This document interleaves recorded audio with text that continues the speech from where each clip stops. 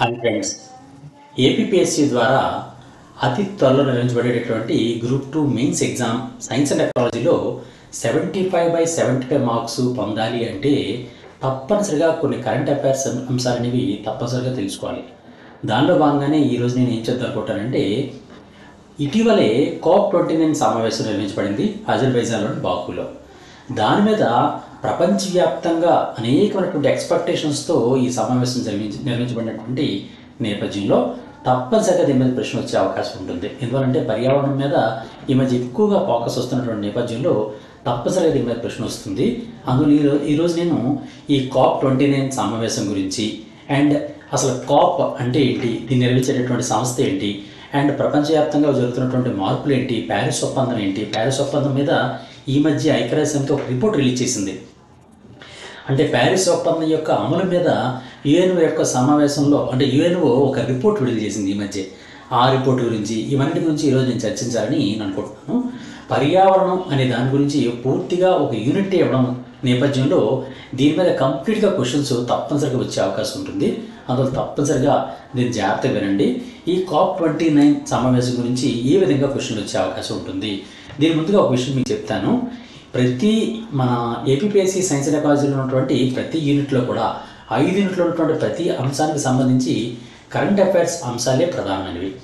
ఈ current related science and technology అంశాలన్నింటినీ కూడా పొందుపరుస్తూ 2024 జనవరి నుంచి 2025 జనవరి వరకు ఉన్నటువంటి మొత్తం current related science and technology అంశాలన్నీ కూడా 2025 current related science and technology SpaDeX అనే బుక్గా మన గాంధీవం యాప్లో పెట్టడం జరిగింది. అందువలన ఈ గాంధీవం యాప్లో ఉన్నటువంటి ఈ బుక్ని తప్పనిసరిగా ఒక 1 వీక్ టైమే ఉందని అనుకోకండి. తప్పనిసరిగా ఈ 1 వీక్లో వేగంగా అయినా సరే ఫాస్ట్ రివిజన్ చేసేయండి, ఫాస్ట్ రీడింగ్స్ ఇవ్వండి. లేకపోతే మీరు తప్పనిసరిగా లాస్ అవుతారు. ఓన్లీ స్టాక్ కాకుండా కరెంట్ రిలేటెడ్ అంశాల మీదే డెఫినెట్గా సైన్స్ టెక్నాలజీ క్వశ్చన్స్ అనేవి ఉంటాయి. అందువల్ల ఈ బుక్ను మాత్రం తప్పనిసరిగా మీరు చదవండి. ఈ బుక్ మీకు కావాలనుకుంటే ప్లేస్టోర్ నుంచి GAMDEEVAM గాంధీవం అని ప్లేస్టోర్ నుంచి డౌన్లోడ్ చేసుకుంటే అది మన యాప్ వస్తుంది. ఆ యాప్లో మీరు ఈ బుక్స్లో ఈ సైన్స్ టెక్నాలజీ బుక్ అనేది అవైలబిలిటీ ఉంటుంది. ఏదైనా మీకు సమస్య అయితే 9949449941కి మీరు కాల్ చేసినా సరే మీకు దానికి సంబంధించినటువంటి కంప్లీట్ ఇన్ఫర్మేషన్ ఇస్తాను. అండ్ దానికి సంబంధించిన PDF కూడా నేను ఇవ్వడానికి ప్రయత్నం చేస్తాను. ఓకే, తప్పనిసరిగా ఈ బుక్ మాత్రం మీరు చదవండి. అండ్ దీనిలోనే నేను పేజ్ నెంబర్ 269లో ఈ COP సమావేశం గురించి అండ్ ఐక్యరాజ్యసమితి యొక్క రిపోర్ట్స్ గురించి వాటి గురించి మెన్షన్ చేశాను. దానిలో కూడా మీరు జాగ్రత్త చూసినట్లయితే అది చూస్తూనే ఈ వీడియో మీరు చూడండి, క్లాస్ మీరు చూడండి. ఇప్పుడు అసలు విషయంలోకి వద్దాం. ఈరోజు నేను చెప్దాం అనుకుంటున్న అంశం ఏంటి అంటే, నేను ఆల్రెడీ చెప్పాను కదండి, COP సమావేశము, COP29 సమావేశం. ఈ COP సమావేశం మీద క్వశ్చన్స్ ఏ విధంగా వచ్చే అవకాశం ఉంది అనేది ఒక్కొక్కటి మీకు చెప్తాను. COP సమావేశం ప్రధానంగా మనం గుర్తుంచుకోవాల్సిన అంశం ఏంటంటే, ఎక్కడ జరిగింది ఈ కార్యక్రమం అనేది, ఎక్కడ నిర్వహించబడింది అంటే అజర్బైజాన్లోని బాకు అనే టౌన్లో. బాకు అనే టౌన్లో ఈ COP29 సమావేశం అనేది నిర్వహించడం జరిగింది. అసలు ఈ COP29 సమావేశాన్ని ఏ అంశంతో, ఏ లక్ష్యంతో నిర్వహించడం జరిగింది అనే క్వశ్చన్ కూడా వస్తుంది. లక్ష్యం, గోల్ ఏంటి, లక్ష్యం ఏంటి, ఏ లక్ష్యంతో ఈ COP సమావేశం నిర్వహించారు అంటే గ్లోబల్ వార్మింగ్ అంటున్నారు ప్రస్తుతం. అంటే భూమి యొక్క సగటు ఉష్ణోగ్రత పెరిగిపోవడాన్ని గ్లోబల్ వార్మింగ్ అంటారు. భూమి యొక్క సగటు ఉష్ణోగ్రత అనేది పెరిగిపోవడం. ఈ భూమి సగటు ఉష్ణోగ్రత లేదా గ్లోబల్ వార్మింగ్ని 1.5 డిగ్రీ సెంటిగ్రేడ్, 1.5 డిగ్రీల సెంటిగ్రేడ్కి మించకుండా చర్యలు చేపట్టాలి ప్రపంచవ్యాప్తంగా అనే లక్ష్యంతో ఈ COP29 సమావేశం నిర్వహించడం జరిగిందనమాట. మళ్ళీ చెప్తాను చూడండి, భూమి యొక్క ఉష్ణోగ్రత పెరుగుతోంది. ఎందుకంటే పారిశ్రామికీకరణ కారణంగా భూమి సగటు ఉష్ణోగ్రత పెరుగుతోంది. ఆ సగటు ఉష్ణోగ్రత 1.5 డిగ్రీ సెంటిగ్రేడ్ కన్నా ఎక్కువైపోకుండా దాన్ని కంట్రోల్ చేయాలి అనే ఉద్దేశంతో ప్రపంచవ్యాప్తంగా చేయాల్సినటువంటి చర్యల గురించి చర్చించాలనే ఉద్దేశంతో COP29 సమావేశం అనేది నిర్వహించడం జరిగింది. అంతేకాకుండా లాస్ అండ్ డ్యామేజ్ ఫండ్ అనేటటువంటి ఒక ప్రత్యేకమైన ఫండ్ని ఏర్పాటు చేశారు. ఈ క్లైమేట్ రెసిలియన్స్ కోసం, అంటే క్లైమేట్ సమస్యలను ఎదుర్కోవడం కోసమని లాస్ అండ్ డ్యామేజ్ ఫండ్ అనే దాన్ని ఏర్పాటు చేసి దాని నుంచి స్మాల్ ఐలాండ్ డెవలప్మెంట్ కంట్రీస్, అంటే ఏవైతే చిన్న చిన్న ద్వీప దేశాలు ఉన్నాయో, చిన్న చిన్న దేశాలుగా ఉండి ద్వీపాలుగా ఉన్నాయో అటువంటి దేశాలకి, అంతేకాకుండా అండర్ డెవలప్డ్ అంటే అభివృద్ధి చెందని దేశాలకి ఆ లాస్ అండ్ డ్యామేజ్ ఫండ్ నుంచి సహాయం చేయడం అనే మరో లక్ష్యంతో ఏర్పాటు చేశారు. అంతేకాకుండా కార్బన్ క్రెడిట్స్, ప్రపంచవ్యాప్తంగా కార్బన్ క్రెడిట్స్ అనే దాని మీద చర్చ జరుగుతోంది. ఆ కార్బన్ క్రెడిట్స్ మీద కూడా చర్చించాలనే ఉద్దేశంతో ఈ సమావేశం అనేది ఏర్పాటు చేశారు. COP29 సమావేశం యొక్క లక్ష్యాలు ఒకసారి చూడండి. గ్లోబల్ వార్మింగ్ని 1.5 డిగ్రీ సెంటీగ్రేడ్ కన్నా పెరగకుండా చర్యలు తీసుకునేటటువంటి చర్చ చేయడం. అంతేకాకుండా లాస్ అండ్ డ్యామేజ్ ఫండ్, ఈ లాస్ అండ్ డ్యామేజ్ ఫండ్ నుంచి స్మాల్ ఐలాండ్ డెవలప్మెంట్ కంట్రీస్కి, అండర్ డెవలప్డ్ కంట్రీస్కి సహాయం చేయడం అండ్ కార్బన్ క్రెడిట్స్ మీద చర్చించడం అని ఈ 3 లక్ష్యాలతో ఈ COP29 సమావేశం అనేది నిర్వహించడం జరిగింది. ఇది కార్బన్ క్రెడిట్స్ అంటే ఏంటి, మిగిలిన 2 అర్థమయ్యాయి, కానీ ఈ కార్బన్ క్రెడిట్స్ అంటే ఏంటో కూడా మనం తప్పనిసరి గుర్తుంచుకోవాలి. ఎందుకంటే కార్బన్ క్రెడిట్స్ ఈ మధ్యకాలంలో బాగా చర్చించి వస్తున్నాయి. కార్బన్ క్రెడిట్ అంటే ఏంటో చూద్దాం. కార్బన్ క్రెడిట్స్ అనగానేమి, లేదా కార్బన్ క్రెడిట్స్ అనగా అని మల్టిపుల్ చాయిస్ క్వశ్చన్ ఇస్తారనమాట. అందులో ఆ క్వశ్చన్ గురించి కూడా మనం జాగ్రత్తగా గుర్తుంచుకోవాలి. కార్బన్ క్రెడిట్స్ అంటే అర్థం ఏంటంటే పర్యావరణ కాలుష్యాన్ని కలిగిస్తున్నటువంటి ఏదైనా ఒక సంస్థ దాని పరిమితి కన్నా మించి కార్బన్ ఉద్గారాలను కానీ విడుదల చేయాలంటే తప్పనిసరిగా ఆ సంస్థ అనేది కార్బన్ క్రెడిట్స్ అనే దాన్ని ఎవరైతే పర్యావరణ పరిరక్షిస్తున్నారో వాళ్ళ దగ్గర నుంచి కొనుక్కోవాలన్నమాట. అంటే ఫర్ ఎగ్జాంపుల్ ఒక వ్యక్తి లేదా ఒక సంస్థకి కొంత ల్యాండ్ ఉంది అంటే ఆ ల్యాండ్లో ఫారెస్ట్ చేస్తారు, ఫారెస్ట్ అభివృద్ధి పరుస్తారు. వాళ్ళు ఫారెస్ట్ అభివృద్ధి పరిచి పర్యావరణ పరిరక్షణ చేస్తున్నటువంటి నేపథ్యంలో ఆ కార్బన్ని ఎంతైతే ఆ ఫారెస్ట్లోకి డంపింగ్ అవుతుందో ఆ చెట్ల కారణంగా అన్ని కార్బన్ క్రెడిట్స్ అనేవి ఆ సంస్థకు వస్తాయి. అటువంటి సంస్థ ఏ సంస్థకైతే అవసరమో, అంటే పర్యావరణ కాలుష్యం కలిగిస్తున్నటువంటి ఏ సంస్థకు అవసరమో ఆ సంస్థకి ఈ కార్బన్ క్రెడిట్స్ని అమ్ముకునే అవకాశం ఉంటుందన్నమాట. వాటిని కార్బన్ క్రెడిట్స్ అంటారు.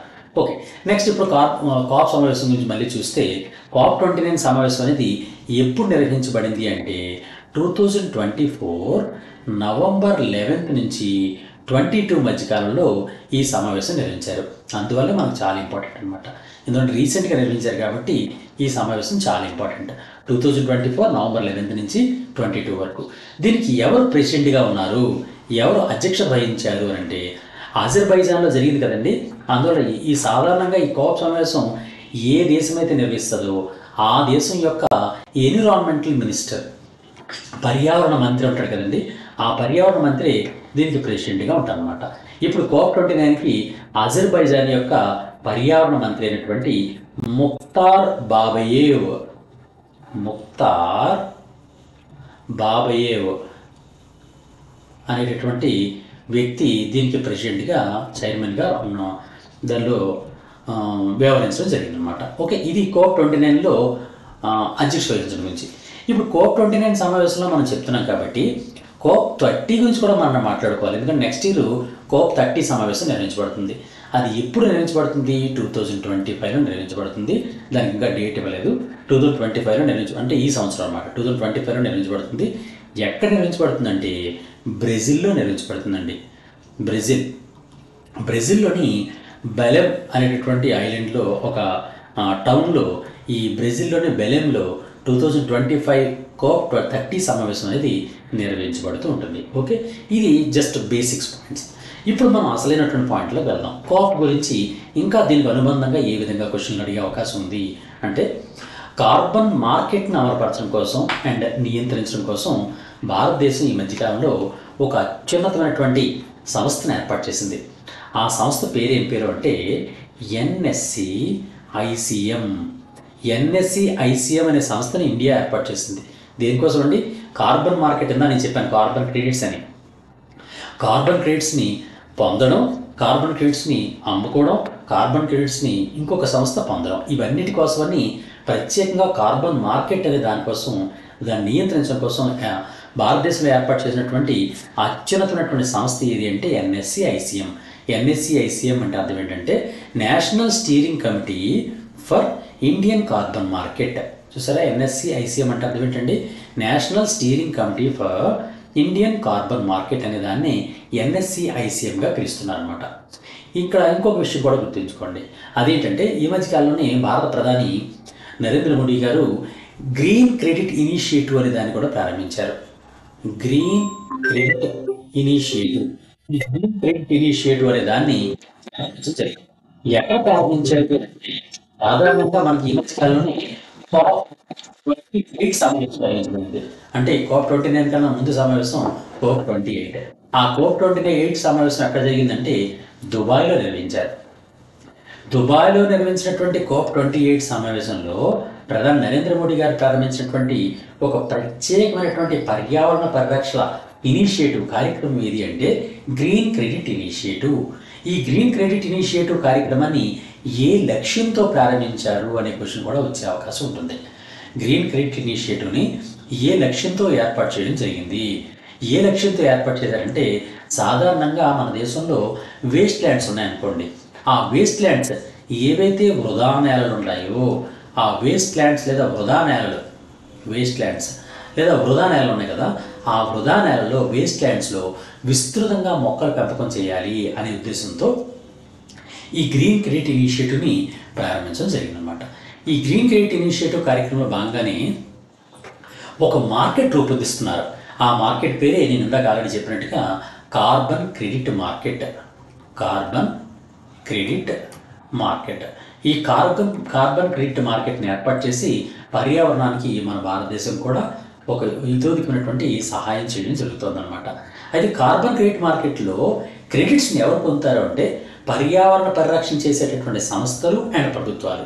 ఎవరైతే పర్యావరణ పరిరక్షణ చేస్తూ అడవులు పెంచడం కానీ వృక్షాలు పెంచడం కానీ చేస్తున్నారో వాళ్ళు కార్బన్ క్రెడిట్స్ అనే దాన్ని పొందుతూ ఉంటారన్నమాట. అలాగే పర్యావరణ పరిరక్షణ చేసేటటువంటి సంస్థలు ప్రభుత్వాలు పొందే కార్బన్ క్రెడిట్ని ఏ విధంగా మార్కెట్ చేసుకోవచ్చు అనే ప్రశ్న కూడా వస్తుంది. వాటిని ఏ విధంగా మార్కెట్ చేసుకోవచ్చు అంటే వీరు పొందినటువంటి కార్బన్ క్రెడిట్స్ని వేరే సంస్థలకి అంటే ఇంకొక సంస్థలకి లేదా ప్రభుత్వాలకి అమ్ముకునేటటువంటి అవకాశం ఉంటుందన్నమాట. ఆ విధంగా ఈ అమ్మకం కొనుగోలు కారణంగా కార్బన్ క్రెడిట్స్ కారణంగా చెట్ల పెంపకం పెరుగుతుంది అనే లక్ష్యంతో ఈ కార్బన్ క్రెడిట్ సిస్టమ్ని ఏర్పాటు చేయడం జరిగిందనమాట. అంతేకాకుండా ఈ కార్బన్ క్రెడిట్స్ని మొట్టమొదట వేరు కంపెనీలు సంస్థలు ఒక ప్రత్యేక కార్యక్రమంలో భాగంగా కొనుగోలు చేయాలని ఈ గ్రీన్ క్రెడిట్ ఇనిషియేటివ్ కార్యక్రమంలో భావించడం జరిగింది అనే ప్రశ్న కూడా వస్తుంది. మీకు ఆల్రెడీ చెప్పాను కదండి, గ్రీన్ క్రెడిట్ ఇనిషియేటివ్ ప్రారంభించారు కదా నరేంద్ర మోడీ గారు. ఈ గ్రీన్ క్రెడిట్ ఇనిషియేటివ్లో భాగంగా పర్యావరణ పరిరక్షణ చేసేటటువంటి కార్బన్ క్రెడిట్స్ని ఏ సంస్థలు పొందాయి అంటే సాధారణంగా ఈ పెద్ద పెద్ద కార్పొరేట్ సంస్థలన్నీ కూడా తప్పనిసరిగా CSR అని నిర్వహిస్తూ ఉంటాయి. CSR అంటే అర్థం ఏంటండి? CSR అంటే కార్పొరేట్ సోషల్ రెస్పాన్సిబిలిటీ.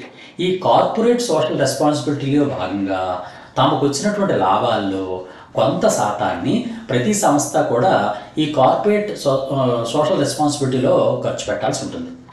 ఈ CSR కోసం ఏవైతే నిధుల్ని కేటాయించారో ఆ కేటాయించిన నిధులతో కార్బన్ క్రెడిట్ ఇనిషియేటివ్లో ఈ కార్బన్ క్రెడిట్స్ని కూడా కొనుగోలు చేసే అవకాశాన్ని ఈ సంస్థలకు ఇవ్వడం జరిగిందనమాట. ఇది దీనికి సంబంధించినటువంటి ప్రధాన అంశం. అయితే ఈ కోప్ సమావేశాలు సాధారణంగా ఏ లక్ష్యంతో నిర్వహిస్తారు అనే క్వశ్చన్ కూడా వస్తుంది. సాధారణంగా కోప్ ఉంది కదండి. కోప్ అంటే అర్థం ఏంటి? కాన్ఫరెన్స్ ఆఫ్ పార్టీస్ అని అర్థం అనమాట. COP కోప్ అంటే కాన్ఫరెన్స్ ఆఫ్ పార్టీస్ అని అర్థం. ఇది 29వ సమావేశం కాబట్టి దాన్ని COP29 అని పిలుస్తున్నారు. ఈ సంవత్సరం 2025లో 30వ సమావేశం కాబట్టి దాన్ని COP30 అని పిలుస్తున్నారు. ఆ విధంగా ఎన్నో సమావేశం అయితే ఆ సమావేశం ఆ పేరుతో పిలుస్తూ ఉంటారు అన్నమాట. ఏ లక్ష్యంతో ఈ కోప్ సమావేశాలు నిర్వహిస్తారు అంటే వాతావరణ మార్పులు అరికట్టడంలో వేరు దేశాలు చేయాల్సినటువంటి చర్యల గురించి చర్చించడం కోసం ఈ కోప్ సమావేశాలే నిర్వహిస్తూ ఉంటారన్నమాట. అయితే ఈ సంస్థలు అన్నీ కూడా ఈ కోప్ అనేటటువంటి సమావేశాన్ని ఏ సంస్థ నిర్వహిస్తుంది అని అంటే UNFCCC. ఈ UNFCCC అనేటటువంటి సంస్థ ఈ ఏవైతే ఇప్పుడు మనం మాట్లాడుకున్నామో ఆ కోప్ సమావేశాలన్నీ కూడా నిర్వహిస్తూ ఉంటుందన్నమాట. ఇది UNFCCC అంటే అర్థం ఏంటి అని అంటే దీనికి కూడా ఎవాల్యుయేషన్ ఉంది.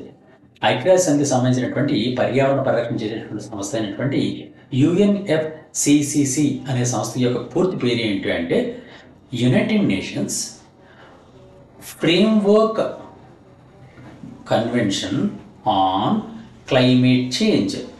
Okay, United nations framework convention on climate change అనే దాన్ని UNFCCC అని పిలుస్తూ ఉంటారన్నమాట. ఈ విధంగా ఈ యుఎన్ఎఫ్సిసిసి అనేటటువంటి ఈ సంస్థ ఆధ్వర్యంలో కోప్ సమావేశాలు అనేవి నిర్వహిస్తూ ఉంటారు. అయితే ఇప్పుడు జరిగింది 2024లో జరిగింది కోప్ 29 సమావేశం. 2025లో కోప్ 30 సమావేశం బ్రెజిల్లో నిర్వహించబడిందని ఆల్రెడీ చెప్పుకున్నాం. అయితే మొట్టమొదటి సమావేశం ఎప్పుడు చేశారు అంటే కోప్ 1 సమావేశము. కోప్ 1 ఈ కోప్ 1 సమావేశం లేదా మొట్టమొదటి కోప్ సమావేశం అనేది ఎప్పుడు నిర్వహించారు అంటే 1995లో నిర్వహించారండి. 1995లో ఈ కోప్ సమావేశాన్ని నిర్వహించడం జరిగింది. ఎక్కడ నిర్వహించారంటే 1995 మార్చిలో జర్మనీలో నిర్వహించారు. జర్మనీలోని బెర్లిన్లో నిర్వహించారు. కోప్ 1 సమావేశాన్ని 1995 మార్చిలో జర్మనీలోని బెర్లిన్లో ఈ కోప్ సమావేశాన్ని మొట్టమొదటి నిర్వహించారు. అప్పటి నుంచి కంటిన్యూస్గా ఈ సమావేశాలు అనేవి జరుగుతూ ఉన్నాయన్నమాట. ఈ కోప్ సమావేశాల్లో పాల్గొనేటటువంటి పార్టీస్ అనే వేటిని సంబోధిస్తారంటే 1992 యుఎన్ క్లైమేట్ అగ్రిమెంట్ మీద ఏ దేశాలు అయితే సంతకం చేశాయో అన్నింటినీ ఏమని పిలుస్తారంటే ఈ పార్టీస్ అని పిలుస్తారు. ఈ కోప్ సమావేశాలు జరిగినటువంటి ఆల్రెడీ చెప్పాను కదండి, ఈ కాన్ఫరెన్స్ ఆఫ్ పార్టీస్ అన్నాం కదా. ఈ పార్టీస్ అంటే అర్థం ఏంటి అంటే 1992 ఐక్యరాజ్య సమితి యొక్క క్లైమేట్ అగ్రిమెంట్ మీద ఏ దేశాలు అయితే సంతకాలు చేశాయో ఆ సంతకాలు చేసిన దేశాలన్నింటినీ కలిపి పార్టీస్ అని పిలుస్తూ ఉంటారు అనమాట. ఈ యుఎన్ఎఫ్సిసిసి యొక్క అత్యున్నతమైనటువంటి నిర్ణయాలు తీసుకునేటటువంటి అథారిటీయే కోప్ అనమాట. ఇక్కడ క్వశ్చన్ ఆ విధంగా కూడా వచ్చే అవకాశం ఉంది.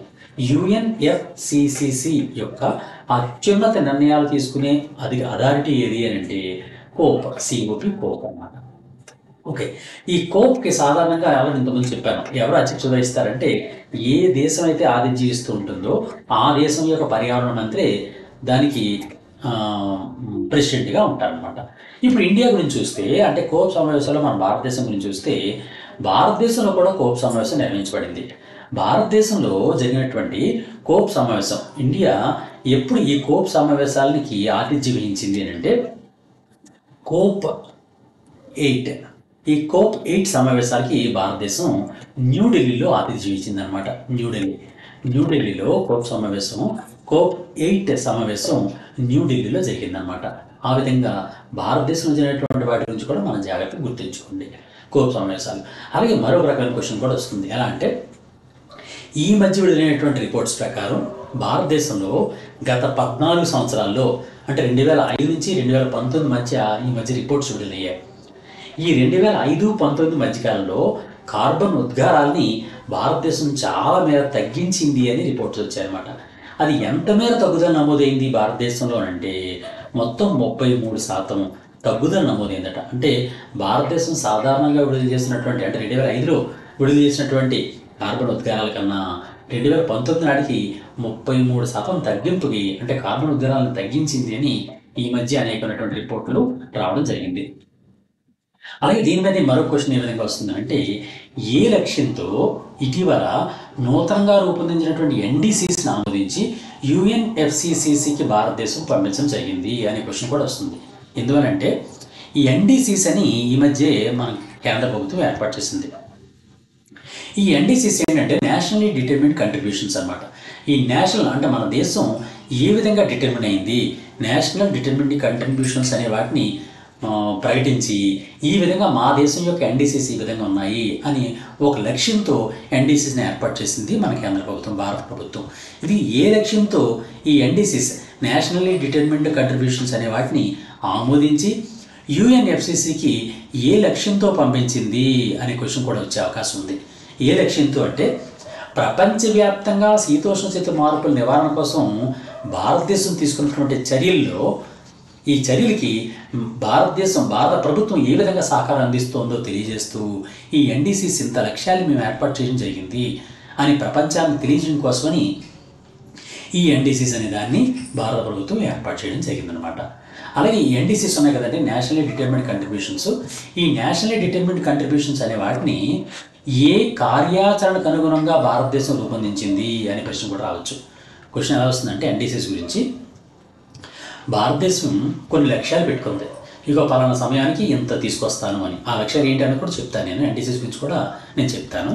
ఆ ఎన్డీసీసీ ఏ కార్యాచరణకు అనుగుణంగా ఈ నూతనంగా ఏర్పాటు చేసినటువంటి నేషనల్లీ డిటర్మిన్డ్ కంట్రిబ్యూషన్స్ లేదా ఎన్డీసీస్ని రూపొందించారు అంటే దానికి ప్రత్యేకమైనటువంటి పేరు ఉందన్నమాట. అందుకని ఈ పాయింట్ చెప్తున్నాను నేను. ఆ పేరు ఏంటి అంటే పంచామృత్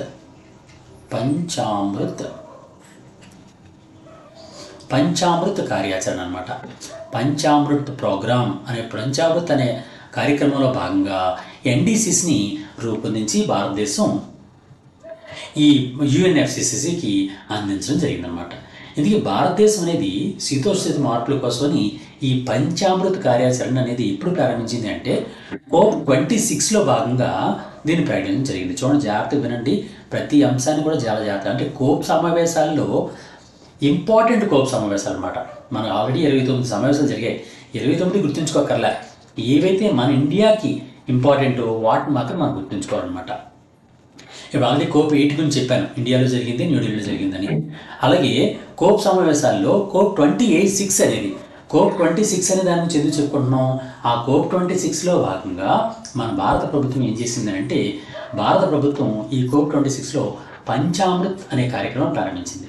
పంచామృత్ అనే కార్యక్రమంలో భాగంగా భారత ప్రభుత్వం అనేది ఒక ప్రత్యేకమైనటువంటి ఎన్డీసీసీని రూపొందించి ఆ ఎన్డీసీసీని యుఎన్ఎఫ్సిసికి అందించడం జరిగిందన్నమాట. ఇది మనం గుర్తుంచుకోవాల్సినటువంటి ప్రధాన పాయింట్. ఇక్కడ నేను ఇంకో పాయింట్ చెప్పలేదండి. పాయింట్ చూడండి, COP 8 గురించి చెప్పాను కదా, న్యూఢిల్లీలో ఎప్పుడు జరిగింది అనేది కూడా మనం గుర్తుంచుకోవాలండి. అది 2002లో జరిగింది. ఓకే, COP 8 సమావేశం మన భారతదేశంలో న్యూఢిల్లీలో జరిగింది. అది 2002లో జరిగిందనమాట. ఆ పాయింట్ కూడా గుర్తుంచుకోండి. ఈ విధంగా కోప్లో ఇంపార్టెంట్ పాయింట్స్ కూడా మనం గుర్తుంచుకోవాలి. అలాగే ఇక్కడ ఇంకా గుర్తుంచుకోవాల్సిన అంశం ఏంటి అంటే, భారతదేశం ఎన్డీసీస్ రూపొందించింది కదండి. ఇప్పుడు మనం ఎన్డీసీస్ గురించి మాట్లాడుకుందాం. ఎన్డీసీస్ అంటే నేషనల్లీ డిటర్మిన్డ్ కంట్రిబ్యూషన్స్. ఎన్డీసీస్ ప్రకారం భారతదేశం నెట్ జీరో స్థాయికి అతి త్వరలో చేరుతామని ప్రకటించింది. నెట్ జీరో అంటే అర్థం ఏంటండి? విడుదల చేస్తున్నటువంటి కార్బన్ డైఆక్సైడ్కి అలాగే సేకరిస్తున్నటువంటి కార్బన్ డైఆక్సైడ్కి సమానంగా ఉంటే దాన్ని నెట్ జీరో అని పిలుస్తారు. అంటే మనం పారిశ్రామికంగా కార్బన్ డైఆక్సైడ్ రిలీజ్ చేస్తూ ఉంటాం, ఏ దేశం రిలీజ్ చేస్తూ ఉంటుంది. మన భారతదేశం విడుదల చేస్తున్నటువంటి కార్బన్ డైఆక్సైడ్ని మన భారతదేశంలో ఉండే ఫారెస్ట్లే లేదా అటవీ ప్రాంతాలే లేదా వృక్షాలే అబ్జార్బ్ చేస్తూ ఉంటే ప్రపంచానికి మన కార్బన్ డైఆక్సైడ్ ఏ ప్రమాదాన్ని ఇవ్వట్లేదు. అందువల్ల దాన్ని ఏమంటారంటే, అంటే మనం విడుదల చేస్తున్న కార్బన్ డైఆక్సైడ్ మన ఫారెస్ట్లో గ్రహిస్తున్న కార్బన్ డైఆక్సైడ్ సమానమైతే దాన్ని నెట్ జీరో అంటారనమాట. ఆ నెట్ జీరో స్థాయికి అతి త్వరలో మేము వస్తాము అని ఒక నేషనల్లీ డిటర్మిన్డ్ కంట్రిబ్యూషన్ని కేంద్ర ప్రభుత్వం అనేది పంచామృత్ కార్యక్రమంలో భాగంగా ప్రకటించడం జరిగింది. ఇది ఎప్పటికల్లా భారతదేశం నెట్ జీరో స్థాయికి చేరుతుంది అనే క్వశ్చన్ వస్తుంది. నెట్ జీరో స్థాయికి భారతదేశం ఎప్పటికి చేరుతుంది అని ఎన్డీసీసీలో ప్రకటించారు అంటే 2017 నాటికల్లా మా భారతదేశం నెట్ జీరో స్థాయికి చేరుతుంది అని ఎన్డీసీసీని రూపొందించి మన కేంద్ర ప్రభుత్వం యుఎన్ఎఫ్సిసికి పంపించడం జరిగిందనమాట. ఓకే, ఇది ఒక ప్రధానమైనటువంటి ఎన్డీసీ, ఇది మెయిన్ పాయింట్. అలాగే ఎన్డీసీసీ యొక్క లక్ష్యాలను ఒక్కొక్క దాని గురించి మీకు చెప్తాను. ఎన్డీసీసీ యొక్క ఏ లక్ష్యాలు ఉన్నాయి, ఏ లక్ష్యాలతో మన కేంద్ర ప్రభుత్వం నేషనల్లీ డిటర్మిన్డ్ కంట్రిబ్యూషన్స్ను రూపొందించింది అని అంటే 2005తో పోలిస్తే 2005తో పోలిస్తే 2030 నాటికి 45% కార్బన్ ఉద్గారాలు తగ్గించాలి, 45% తగ్గించాలి. ఎప్పటికండి? 2005తో పోలిస్తే 2030 నాటికి కార్బన్ ఉద్గారాలని 45% తగ్గించాలి అని ఒక లక్ష్యంగా పెట్టుకుంది. అలాగే ఇంకో లక్ష్యం ఏంటి? ఫస్ట్ లక్ష్యం. రెండో లక్ష్యం ఏంటి అంటే 2030 నాటికి 2030 నాటికి దేశం ఉత్పత్తి చేసినటువంటి మొత్తం విద్యుత్ స్థాపక సామర్థ్యం అంటే ఎలక్ట్రిసిటీ ఇన్స్టాల్డ్ కెపాసిటీ ఉంది కదండి, ఎనర్జీలో ఇన్స్టాల్డ్ కెపాసిటీలో 50% అంటే 50% నాన్ ఫాజిల్ ఫ్యూయల్స్ అంటే శిలాజేతర ఇంధనాల నుంచి సేకరిస్తాము, మేము తయారు చేస్తాము. నాన్ ఫాజిల్ ఫ్యూయల్స్ ఈ నాన్ ఫాజిల్ ఫ్యూయల్స్ అంటే శిలాజ ఇంధనాలు అంటే బొగ్గు, పెట్రోల్, డీజిల్ ఇవన్నీ కూడా ఫాజిల్ ఫ్యూయల్స్ కాకుండా నాన్ ఫాజిల్ ఫ్యూయల్స్ నుంచి అంటే సోలారు అంటే రెన్యూవల్ ఎనర్జీ అలాగే అణుశక్తి ఇలాంటి నాన్ ఫాజిల్ ఫ్యూయల్స్ నుంచి మేము రూపొందిస్తాము. ఎంతండి? 50%. 2030 నాటికి 50%కి ఈ నాన్ ఫాజిల్ ఫ్యూయల్స్ ద్వారా మేము ఉత్పత్తి చేస్తామని మరో ఎన్డీసీని పెట్టుకుంది. ఇంకొక ఎన్డీసీ ఏంటంటే మన ఉద్గారాల స్థాయిని 2070 నాటికి నెట్ జీరోకి తీసుకొస్తాము. ఓకే, నెట్ జీరో స్థాయికి తీసుకొస్తాం. ఈ ప్రధానమైనటువంటి ఈ లక్ష్యాన్ని కూడా మనం తీసుకోవడం జరిగిందనమాట. ఈ యుఎన్ఎఫ్సిసికి ఇంచుమించుగా ఎప్పుడు పంపించారంటే 2015 అక్టోబర్ 2న ఎన్డీసీసీని పంపించారు. 2015 అక్టోబర్ 2 2015 అక్టోబర్ 2న ఎన్డీసీసీ మన కేంద్ర ప్రభుత్వం ప్రకటించింది. దానిలో ఈ 3 లక్ష్యాలని ప్రధానంగా తీసుకోవడం జరిగిందనమాట. ఓకే, ఈ పాయింట్లు జాగ్రత్తగా గుర్తుంచుకోండి. నెక్స్ట్ దీనికి సంబంధించి మరికొన్న క్వశ్చన్లు కూడా మనం చెప్పుకోవచ్చు. ఎలా అంటే దీనిలోనే మరో రకమైనది కూడా ఇచ్చింది. ఎలా అంటే 2030 నాటికి 2.5 నుంచి 3 బిలియన్ టన్స్కి ఈ కార్బన్ డైఆక్సైడ్ ఉద్గారాలని శోషించడం కోసం, అంటే అబ్జార్బ్ చేయడం కోసం కార్బన్ సింక్ని ఏర్పాటు చేస్తాము. అంటే ఈ అబ్జార్బ్ చేయడం కోసం కార్బన్ని శోషించేటటువంటి కార్బన్ సింక్స్, అంటే ఫారెస్ట్లో ఒక కార్బన్ సింక్ అనమాట. ఆ విధంగా ఫారెస్ట్లు అభివృద్ధి చేసి, అంటే అడవులు అభివృద్ధి చేసి కార్బన్ సింక్లను అభివృద్ధి పరుస్తామని కూడా కేంద్ర ప్రభుత్వం లక్ష్యంగా పెట్టుకోవడం జరిగింది ఎన్డీసీస్లో భాగంగా. ఇది మనం గుర్తుంచుకోవాల్సినటువంటి ఈ సమావేశం గురించి. అలాగే పర్యావరణం గురించి కూడా వేరు క్వశ్చన్లు వచ్చే అవకాశం ఉందండి. ఏ విధంగా క్వశ్చన్ వచ్చే అవకాశం ఉంది అంటే, ఇంతకుముందు ఏంటంటే డైరెక్ట్గా ఒకటే క్వశ్చన్ ఇచ్చేవాడు. అలా కాకుండా ఈ మధ్యకాలంలో ఏం చేస్తాడంటే 4 స్టేట్మెంట్స్ ఇస్తున్నాడు. ఈ 4 స్టేట్మెంట్స్లో ఏది సరైంది, 1 సరైందా, 1, 2 సరైనవా, 1, 2, 3 సరైనవా, 2, 3 సరైనవా, 3, 4 సరైనవా, ఇలా క్వశ్చన్ యొక్క ఇన్డెప్త్ పెరిగింది.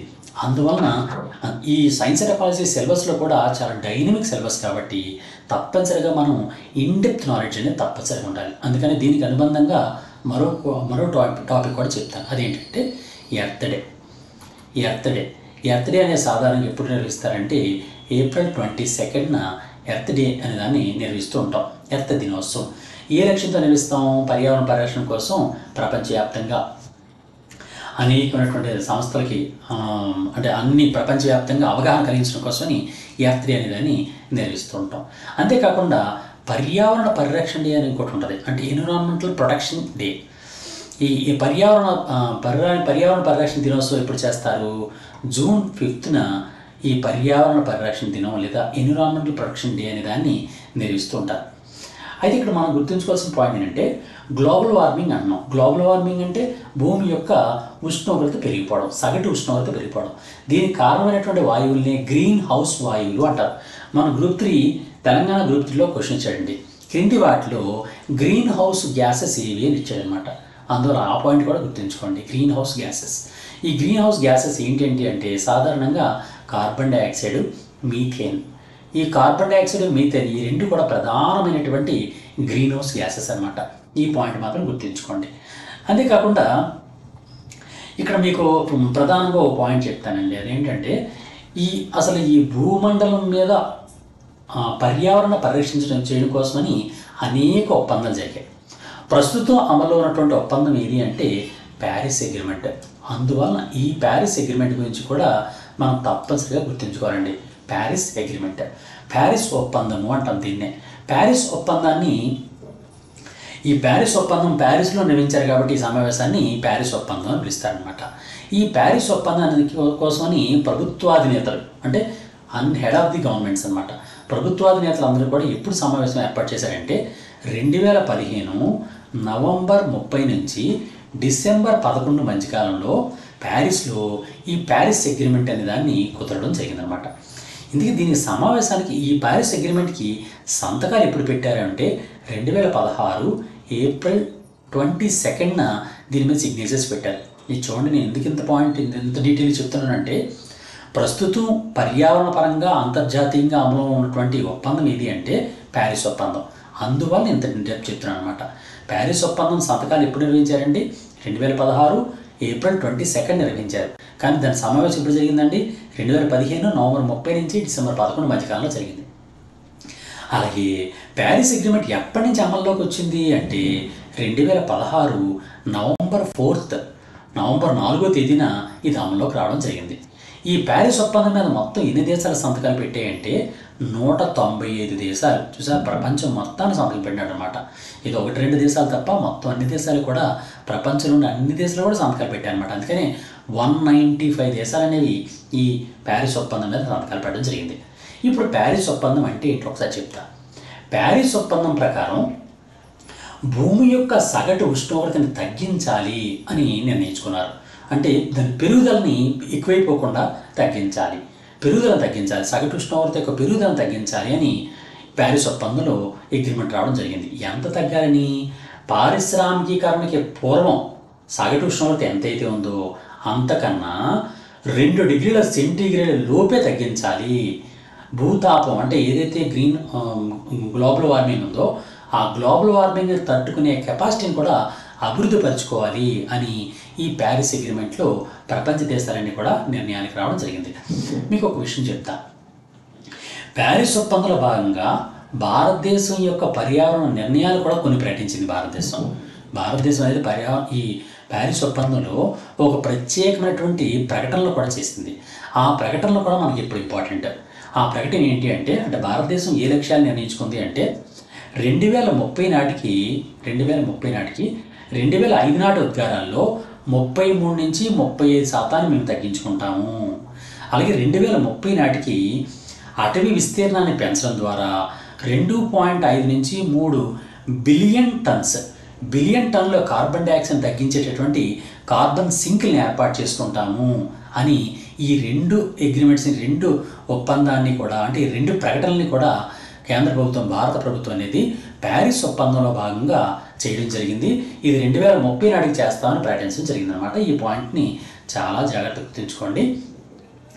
అయితే భారతదేశంలో కార్బన్ ఉద్గారాలన్నీ కూడా ఆటోమేటిక్గా తగ్గుతున్నాయి. ఆల్రెడీ ప్రస్తుతం కేంద్ర ప్రభుత్వం అనేది చాలా పర్ఫెక్ట్గా చేస్తుంది. అయితే దీని మీద క్వశ్చన్ ఇంకా ఏ విధంగా వచ్చే అవకాశం ఉంటుందంటే, ఏ కారణంగా భారతదేశం 2030 నాటికి కార్బన్ ఉద్గారాల తగ్గింపు జరుగుతోందని ఈ మధ్య IMF అనే రిపోర్ట్ తెలియజేసింది. మనకందరూ తెలుసు కదండి, ఇంటర్నేషనల్ మానిటరీ ఫండ్ ఉంది. ఈ ఇంటర్నేషనల్ మానిటరీ ఫండ్ ఈ మధ్య ఒక రిపోర్ట్ విడుదల చేసింది. ఆ రిపోర్ట్ ప్రకారం ఏంటంటే భారతదేశం కార్బన్ ఉద్గారాల కోసం అంటే కార్బన్ తగ్గించడం కోసమని, ఉద్గారాలు తగ్గించడం కోసమని చర్యలు చేపడుతోంది. దాని కారణంగా కార్బన్ ఉద్గారాల తగ్గింపు అనేది తగ్గుతోంది. అయితే అది 2030 నాటికి తగ్గుతుంది అని IMF తన రిపోర్ట్లో తెలియజేసింది. భారతదేశం 2030 నాటికి ఈ కార్బన్ ఉద్గారాలను ఎందుకు తగ్గిస్తుందని IMF పేర్కొంది అనే క్వశ్చన్ కూడా వస్తుంది. ఎందుకు పేర్కొందంటే మనకు రెన్యూబుల్ ఎనర్జీ సోర్సెస్ ఉన్నాయి. రెన్యూబుల్ ఎనర్జీ సోర్సెస్ అంటే పునరుత్పాదక వనరులు. ఈ పునరుత్పాదక ఇంధన వనరుల మీద ఇస్తున్నటువంటి రాయితీలు ఏవైతే సబ్సిడీస్ ఉన్నాయో ఆ సబ్సిడీస్ని పెంచుతోంది కేంద్ర ప్రభుత్వం అంటే భారత ప్రభుత్వం. అలాగే బొగ్గు మీద సుంకాలు వేస్తోంది. ఈ విధంగా బొగ్గు లాంటి శిలాజ ఇంధనాలు తగ్గించబడుతూ ఉంటాయి వాడకం. పునరుత్పాదక ఇంధనాలు ఏవైతే ఉన్నాయో వాటికి సబ్సిడీస్ ఇస్తున్న కారణంగా అవి పెంచేటటువంటి అవకాశం ఉంటుంది. అందువల్ల 2030 నాటికి వీళ్ళు భారతదేశం తప్పనిసరిగా తగ్గిస్తుంది అని IMF అనేది ఈ మధ్యకాలంలోనే ఒక రిపోర్ట్ విడుదల చేయడం జరిగింది. ఓకే, ఈ పాయింట్ మీరు గుర్తుంచుకోండి. అలాగే పర్యావరణానికి సంబంధించి మరికొన్ని పాయింట్లు చెప్తాను. ఏంటి అంటే ఇండియాకి సంబంధించి అండ్ ప్రపంచం సంబంధించినటువంటి ర్యాంక్స్ గురించి మాట్లాడతాను నేను. ఏంటి ఆ ర్యాంక్స్ అంటే ప్రపంచంలో అత్యధికంగా కార్బన్ ఉద్గారాల్ని ఉత్పత్తి చేస్తున్నటువంటి దేశాలు ఏంటి? ఏ దేశాలు కార్బన్ ఉద్గారాలను ఎక్కువ ఉత్పత్తి చేస్తున్నాయి? మొదటి 3 దేశాల గురించి నేను చెప్తాను. అంటే ఈ కార్బన్ ఉద్గారాలు ఏవైతే ఉన్నాయో ఈ కార్బన్ ఉద్గారాలని అత్యధికంగా ఉత్పత్తి చేసినటువంటి దేశాల్లో మొట్టమొదటి స్థానంలో ఏది ఉంది అంటే చైనా ఉందండి. ఈ చైనా ఏం చేస్తుందంటే ప్రపంచం ఉత్పత్తి చేసినటువంటి ఉద్గారాల్లో 27%, 27% కేవలం చైనా మాత్రం ఉత్పత్తి చేస్తుంది. ఇది ఎంతండి? ప్రపంచం ఉత్పత్తి చేస్తున్న ఉద్గారాల్లో 27% అంటే 1/4 కన్నా ఎక్కువ అనమాట. 27%ని కేవలం చైనా ఒక్కటే ఉత్పత్తి చేస్తుంది. నెక్స్ట్ కార్బన్ ఎక్కువ ఉత్పత్తి చేస్తున్నటువంటి అంటే కార్బన్ ఎమిషన్స్ని ఎక్కువ చేస్తున్నటువంటి మరో దేశం సెకండ్ ప్లేస్ ఏది ఉంది అంటే USA. ఇది ప్రపంచం ఉత్పత్తి చేసినటువంటి మొత్తం ఉద్గారాల్లో 11%ని ఓన్లీ అమెరికా మాత్రం ఉత్పత్తి చేస్తుంది. కార్బన్ ఎమిషన్స్ ఎక్కువగా ఉన్నటువంటి 3వ దేశం ఏది అంటే భారతదేశం ప్రపంచం ఉత్పత్తి చేస్తున్న ఉద్గారాల్లో 6.6% కేవలం ఇండియా మాత్రమే ఉత్పత్తి చేస్తుంది. ఓకే, ఈ పాయింట్ చాలా చాలా important, very very very important. మీరు చాలా జాగ్రత్తగా చదువుకోవాలి ఈ పాయింట్. ఓకే, నెక్స్ట్ అయితే ఇది మనం ఇప్పుడు దాకా చెప్పింది ఏంటి అంటే టోటల్ కోప్ సమావేశం గురించి అండ్ పర్యావరణ సమావేశాల గురించి కొన్ని ఇంపార్టెంట్ పాయింట్లు నేను చెప్పాను. అయితే ఇక్కడ మనం గుర్తుంచుకోవాల్సిన మరో పాయింట్ ఏంటంటే ఈ మధ్య యుఎన్వి వాళ్ళు అంటే యునైటెడ్ నేషన్స్ ఆర్గనైజేషన్ అంటే ఐక్యరాజ్య సమితి అనమాట, యుఎన్వి వాళ్ళు ప్రస్తుతం అమలు ఉన్నటువంటి ఈ ప్యారిస్ అగ్రిమెంట్ ఉంది కదండి, ఈ ప్యారిస్ అగ్రిమెంట్ యొక్క ఒప్పందం ఏ విధంగా అయితే లక్ష్యాలు ఉన్నాయో మనం ఆల్రెడీ లక్ష్యాలు పెట్టుకున్నాం, ప్రపంచవ్యాప్తంగా లక్ష్యాలు ఉన్నాయి కదండి, ఆ లక్ష్యాల అమలు ఏ విధంగా జరుగుతుందనే దాని మీద ఒక ప్రత్యేకమైనటువంటి రిపోర్ట్ని ఐక్యరాజ్య సమితి ఈ మధ్య విడుదల చేసింది. ఆ విడుదల చేసినటువంటి రిపోర్ట్ పేరేంటి, అది ఆ రిపోర్ట్లో ఏముంది అనేది మనం తప్పనిసరిగా తెలుసుకోవాలి. ఓకే, ఆ రిపోర్ట్ గురించి ఇప్పుడు మాట్లాడుకుందాం. ఆ క్వశ్చన్ ఏంటి, ఏ విధంగా వస్తుంది దీని మీద అంటే, భూతాపం మీద అంటే గ్లోబల్ వార్మింగ్ మీద ఈ మధ్యకాలంలో ఐక్యరాజ్య సమితి విడుదల చేసినటువంటి యాన్యువల్ రిపోర్ట్, వార్షిక నివేదిక ఏది? యాన్యువల్ రిపోర్ట్ ఐక్యరాజ్య సమితి ఉత్పత్తి చేస్తున్న ప్రతి సంవత్సరం విడుదల చేసినటువంటి రిపోర్ట్ అనమాట. ఈ సంవత్సరం విడుదల చేసింది. ఈ సంవత్సరం విడుదల చేసినటువంటి ఆ రిపోర్ట్ పేరు ఏం పేరు అంటే 2024 UNEP emissions gap report. Emissions gap report. Okay, చాలా చాలా ఇంపార్టెంట్ రిపోర్ట్ అండి ఇది. 2024 యుఎన్ఈపి ఎమిషన్స్ గ్యాప్ రిపోర్ట్ అనమాట. ఈ యుఎన్ఈపి ఎమిషన్స్ గ్యాప్ రిపోర్ట్ మీద తప్పనిసరిగా క్వశ్చన్ వచ్చే అవకాశం ఉంది. ఇప్పుడు దీని గురించి క్వశ్చన్స్ ఏ విధంగా వస్తే ఒకసారి మాట్లాడుకుందాం. ప్యారిస్ ఒప్పందంలోని లక్ష్యాల మీద ఈ మధ్యకాలంలో ఐక్యరాజ్య సమితి విడుదల చేసినటువంటి నివేదిక వాటి అమలు అంటే ప్యారిస్ ఒప్పందంలో ఉన్నటువంటి ఒప్పందంలోని అమలు లక్ష్యాలు ఏ విధంగా జరుగుతున్నాయని అభిప్రాయం ప్రకటించింది అనే క్వశ్చన్ రావచ్చు.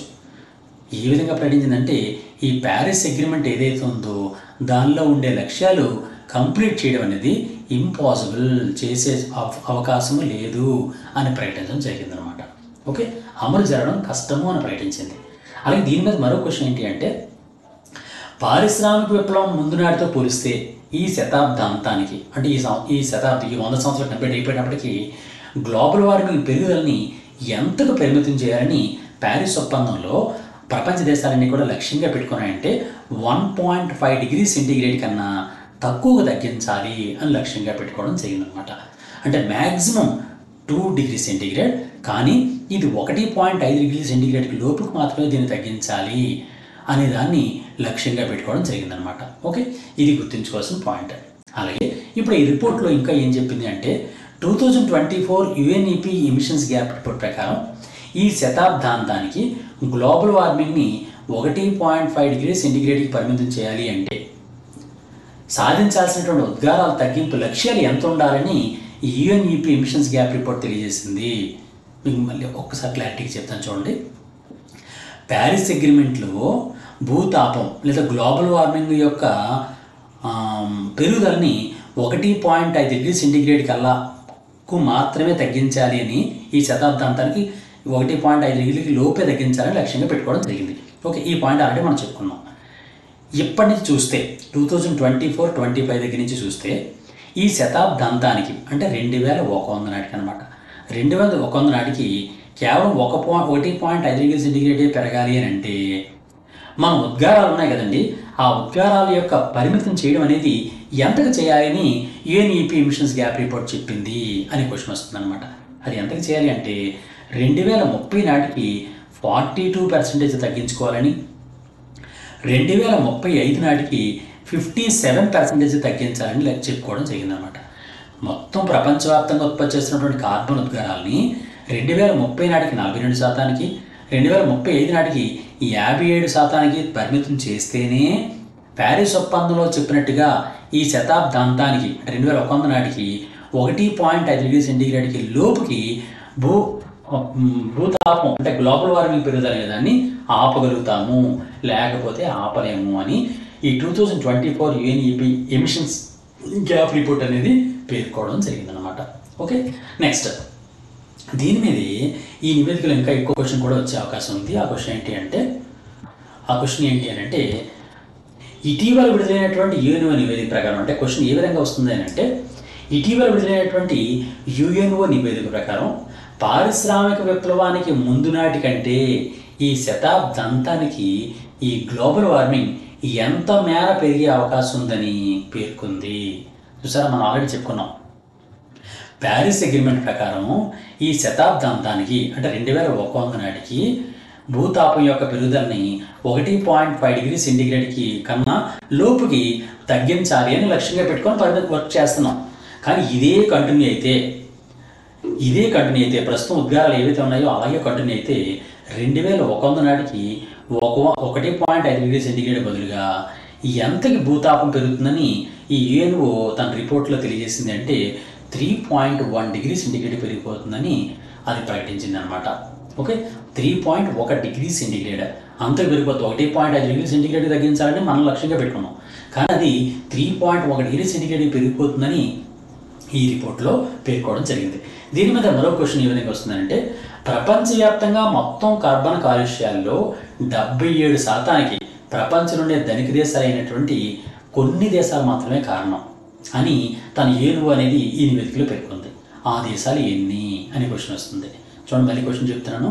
మనకు ఆల్రెడీ చెప్పాం కదండి, యుఎన్ఈపి ఎమిషన్స్ గ్యాప్ రిపోర్ట్ ఉంది కదండి. యుఎన్ఈపి యొక్క ఎమిషన్స్ గ్యాప్ రిపోర్ట్ ఏం పేర్కొంది అంటే, ప్రపంచవ్యాప్తంగా ఉత్పత్తులు ఉద్గారాలు ఉన్నాయి కదండి, కార్బన్ ఉద్గారాలు. ఈ మొత్తం కార్బన్ ఉద్గారాల్లో 77% అంటే 77% ఉద్గారాలని కేవలం కొన్ని ధనిక దేశాలు మాత్రం ఉత్పత్తి చేస్తున్నాయి. ఆ ధనిక దేశాలు ఎన్ని అంటే 20 దేశాలు మాత్రమే. కేవలం 20 దేశాలు ప్రపంచంలో ఉత్పత్తి అవుతున్న మొత్తం ఉద్గారాల్లో 77% ఆ 20 దేశాలే ఉత్పత్తి చేస్తున్నాయని ఈ యుఎన్ఈపి ఎమిషన్స్ గ్యాప్ రిపోర్ట్లో తెలియజేసింది అనమాట. అయితే ఇక్కడ ఇంకా గుర్తుంచుకోవాల్సిన పాయింట్స్ ఇంకా ఎలా చెప్పవచ్చు అంటే, భారతదేశంలో గ్రీన్ హౌస్ వాయు ఉద్గారాలు గత సంవత్సరం ఎంత మేర పెరిగాయని ఈ యుఎన్ఈపిలో పేర్కొంది. అంటే కేవలం భారతదేశం నుంచి కూడా యుఎన్ఈపి పేర్కొంది. భారతదేశంలో ఎంత పెరిగిందని, లాస్ట్ ఇయర్ ఎంత పెరిగిందని, గ్రీన్ హౌస్ గ్యాస్ ఉద్గారాలు ఎంత పెరిగాయని యుఎన్ఈపి రిపోర్ట్ తెలియజేసిందంటే 6.1% పెరిగిందట.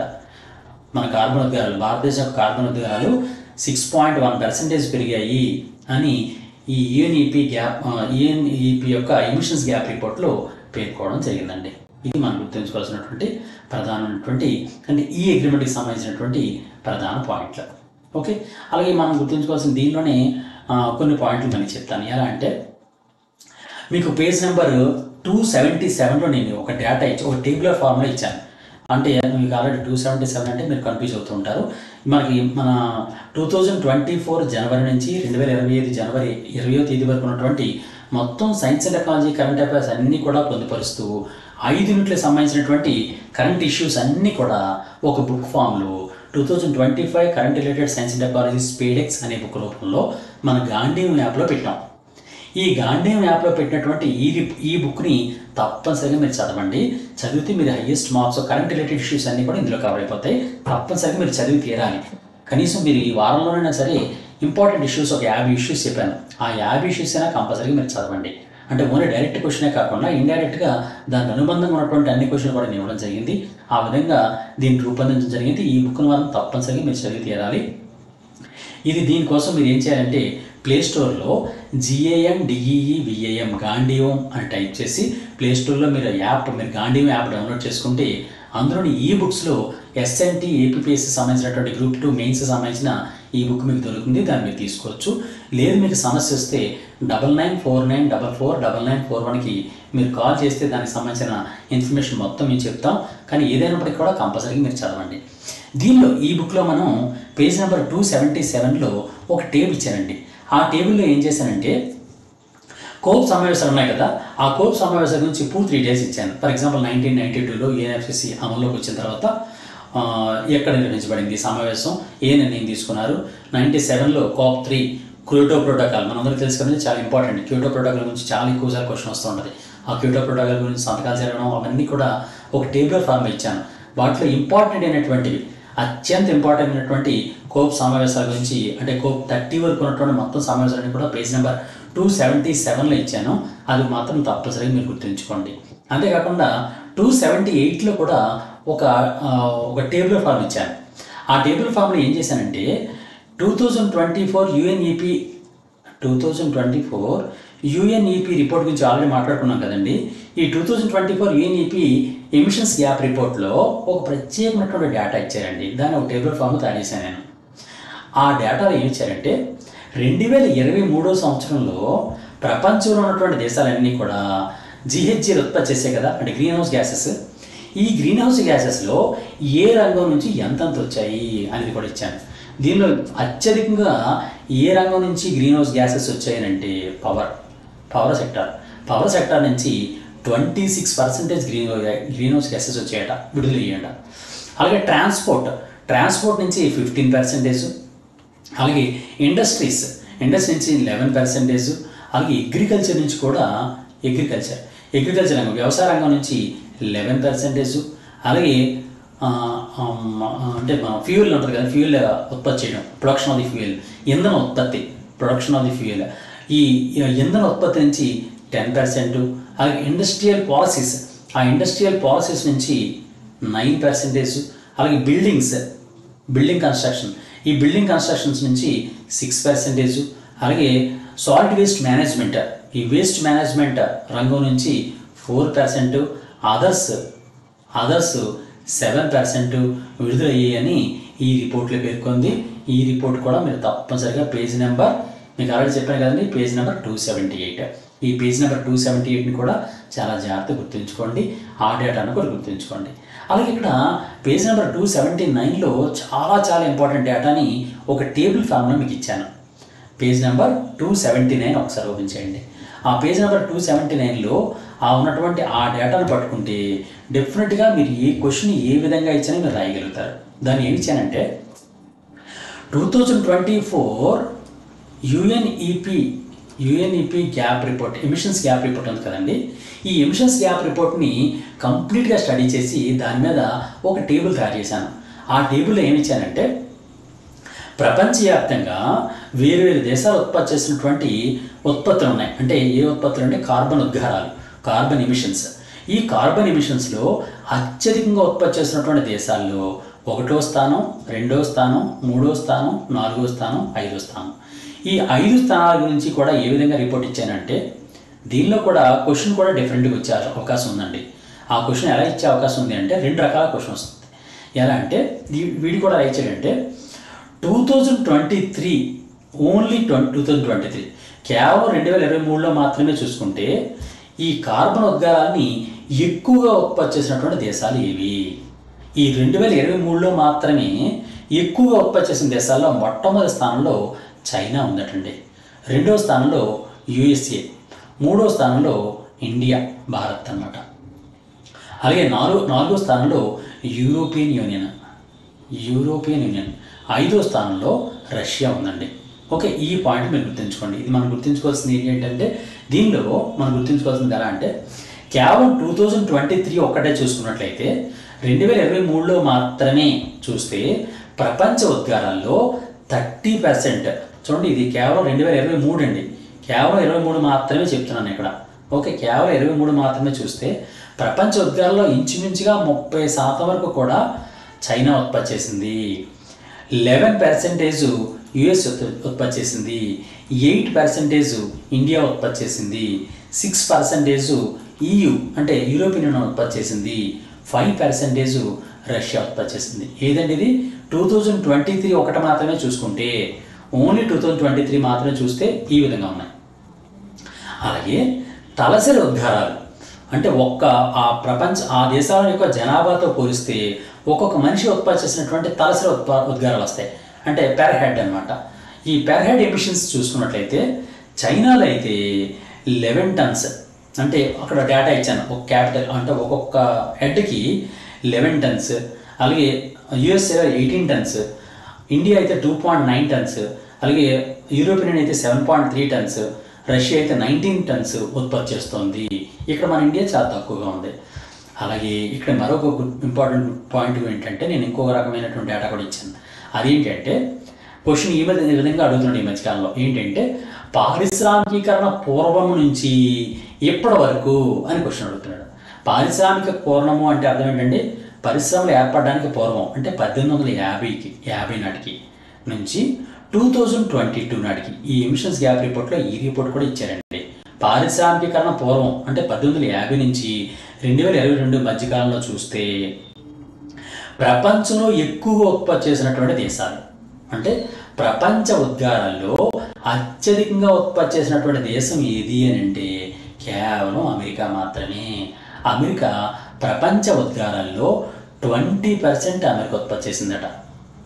ఓకే, దాని తర్వాత చైనా 12% ఉత్పత్తి చేసిందట. అంటే మొత్తం ప్రపంచంలో ఇప్పటివరకు ఉత్పత్తి అయినటువంటి కార్బన్ ఉద్గారాల్లో, అంటే 1850 నుంచి 2022 వరకు ఉన్నటువంటి మొత్తం ఉద్గారాల్లో అమెరికా ఒక్కటే 20% ఉత్పత్తి చేసింది, చైనా ఒక్కటే 12% ఉత్పత్తి చేసింది, అలాగే యూరోపియన్ యూనియన్ ఒక్కటే 12% ఉత్పత్తి చేసింది, అలాగే రష్యా ఒక్కటి 7% ఉత్పత్తి చేసింది. చూడండి, 1850 నుంచి 2022 మధ్యకాలంలో ఎక్కువ ఉత్పత్తి చేసిన దేశాల్లో మొదటి స్థానంలో యుఎస్ఏ ఉంది, రెండో స్థానంలో చైనా ఉంది, మూడో స్థానంలో యూరోపియన్ యూనియన్ ఉంది, నాలుగో స్థానంలో రష్యా ఉంది, 5వ స్థానంలో ఇండియా ఉంది. ఎంత ఉత్పత్తి చేసిందట? కేవలం 3% మాత్రం ఉత్పత్తి చేసింది. ఓకే, చూడండి, మనకు సాధారణంగా ప్రపంచ దేశాలన్నీ కూడా ఈ ఫస్ట్ ఇచ్చిన డేటాను చూపిస్తున్నాయి. ఏమని? 2023లో మీరు టోటల్ 8% ఉత్పత్తి చేశారు, అందులో తగ్గించండి అని ఇండియాకి చెప్తున్నారు.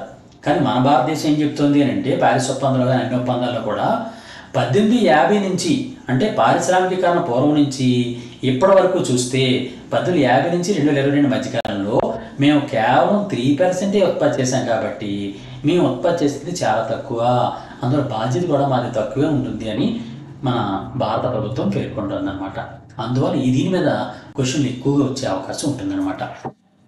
ఈ విధంగా క్వశ్చన్ ఎలా ఇచ్చినా సరే మనం ఇన్డెప్త్ నాలెడ్జ్తో మనం వెళ్తే డెఫినెట్గా ఆ క్వశ్చన్కి సంబంధించిన ఆన్సర్ పర్ఫెక్ట్గా మనం చదవగలం. ఓకే, అంతేకాకుండా మొత్తం 5 యూనిట్లకు సంబంధించిన ప్రతి కరెంట్ అఫైర్స్ ఇష్యూని కూడా ఈ 2025 current related science technology SpaDeX బుక్లో పొందుపరచడం జరిగింది.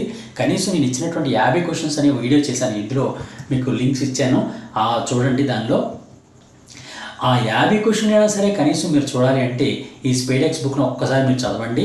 చదివితే మీరు గ్యారెంటీగా మీ మంచి మార్కులు సంపాదించిన వాళ్ళు అవుతారు, లేకపోతే మీరు ఇబ్బంది పడతారు. ఎందుకంటే సైన్స్ అండ్ టెక్నాలజీలో స్టాక్ క్వశ్చన్స్ కన్నా కరెంట్ రిలేటెడ్ ఇష్యూసే చాలా ఎక్కువగా వస్తాయి. అందువల్ల స్టాక్ ఒకటే కాకుండా ఎప్పటివరకు స్టాక్ చూసినా పర్వాలేదు, కానీ ఈ 1 వీక్ టైంలో కరెంట్ ఇష్యూస్ మాత్రం తప్పనిసరిగా రివిజన్ చేసుకోండి. మీరు స్టాక్ రివిజన్ చేస్తూనే కరెంట్ ఇష్యూస్ని కూడా చూస్తూ ఉండండి అనుబంధంగా. మీరు ఆ విధంగా చేసినట్లయితే మీరు హైయెస్ట్ మార్కులు మీరు సంపాదించిన వాళ్ళు అవుతారు. ఈ బుక్ గురించి ఏ డౌట్ ఉన్నా మీరు 9949449941 కాల్ చేయండి. నేను పీడిఎఫ్ ఇస్తాను, మీరు చదువుకోండి, మీరు హైయెస్ట్ మార్కులు సంపాదించండి. All the best. నెక్స్ట్ ఇంకో విషయం ఏంటంటే, మన యాక్లవే వీడియోస్ని మీ మిత్రులకు కూడా షేర్ చేయండి తప్పనిసరిగా. మన గాంధీ యాప్లో ఏ ఎగ్జామ్కి మీరు ప్రిపేర్ అవుతున్నా తప్పనిసరిగా దానికి సంబంధించిన కంప్లీట్ జనరల్ స్టడీస్ కరెంట్ అఫైర్స్ని కంప్లీట్గా నేను దానిలో మీకు పొందుపరుస్తున్నాను. డైలీ కరెంట్ అఫైర్స్ని కూడా మ్యాక్సిమం అప్లోడ్ చేస్తున్నాను. ఒక 2-3 రోజుల మధ్యలో గ్యాప్ ఇచ్చినప్పటికి కూడా నేను బిజీలో మ్యాక్సిమం తర్వాత నేను మళ్ళీ కంప్లీట్ చేస్తుంటాను. అందులో డైలీ కరెంట్ అఫైర్స్ని కూడా మీరు దానిలో ఫ్రీగా చదువుకోవచ్చు. తప్పనిసరిగా గాంధీ యాప్ గురించి మీ మిత్రులందరికీ కూడా తెలియజేసి వాళ్ళ చేత కూడా గాంధీ యాప్ డౌన్లోడ్ చేసుకునే విధంగా చేస్తారని కోరుకుంటూ all the best. God bless you. Thank you.